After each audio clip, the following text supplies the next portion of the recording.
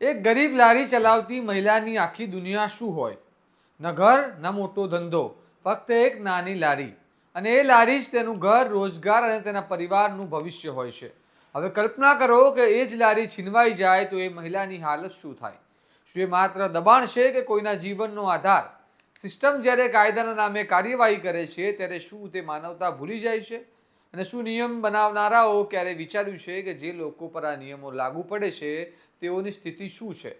ભાવનગરમાં બનેલી એક ઘટનાએ આ બધા સવાલોને ફરી જીવંત કરી દીધા છે, જ્યાં એક મહિલાએ પોતાની લારી બચાવવા માટે પોતાનું જ ગળું કાપવાનો પ્રયાસ કર્યો છે. શું છે સમગ્ર મામલો? આવો વિગતે વાત કરીએ આ અહેવાલમાં. નમસ્કાર, હું છું ચિરાગ વર્ષાબેન. આપ જોઈ રહ્યા છો સ્વમાન.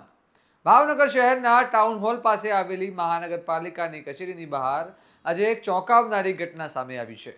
મનપાના દબાણ વિભાગ દ્વારા નડતર બ્લૂપ લારીઓ હટાવવાની કાર્યવાહી હાથ ધરવામાં આવી હતી, જેમાં ગોગા ગેટ બિઝનેસ હબ પાસે લારી ચલાવી જીવન નિર્વાહ કરતી એક મહિલાની લારી પણ જપ્ત કરવામાં આવી હતી.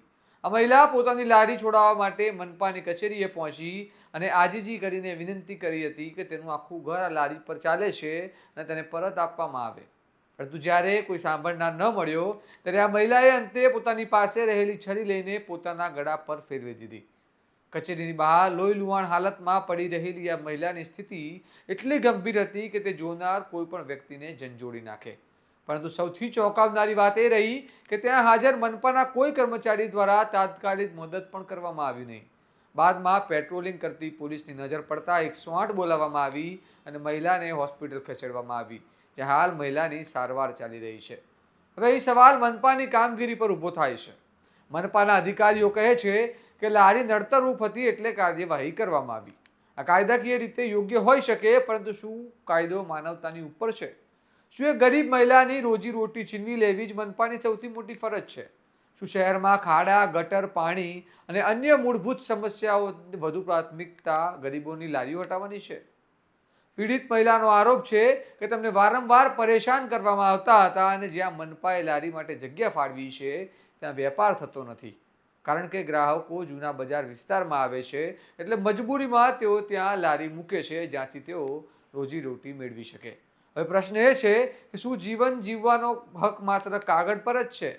આ ઘટના માત્ર એક વ્યક્તિની નથી, આ દરેક તે ગરીબ માણસની છે જે રોજ મહેનત કરીને જીવવાનો પ્રયાસ કરે છે અને સિસ્ટમ સામે લાચાર બની જાય છે. જો કોઈ મહિલા પોતાની લારી બચાવવા માટે પોતાનો જીવ જોખમમાં મૂકે તો એ તેની ભૂલ નથી, એ સિસ્ટમની નિષ્ફળતા છે.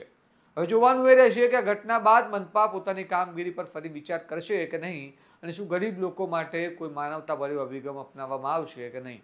આ સમગ્ર મામલે તમારું શું મંતવ્ય છે? અમને કમેન્ટ કરીને જણાવો. અને આવા વિશ્લેષણવાળા અહેવાલો માટે સ્વમાનની ચેનલને લાઇક, શેર અને સબસ્ક્રાઇબ કરવાનું ભૂલતા નહીં. નમસ્કાર.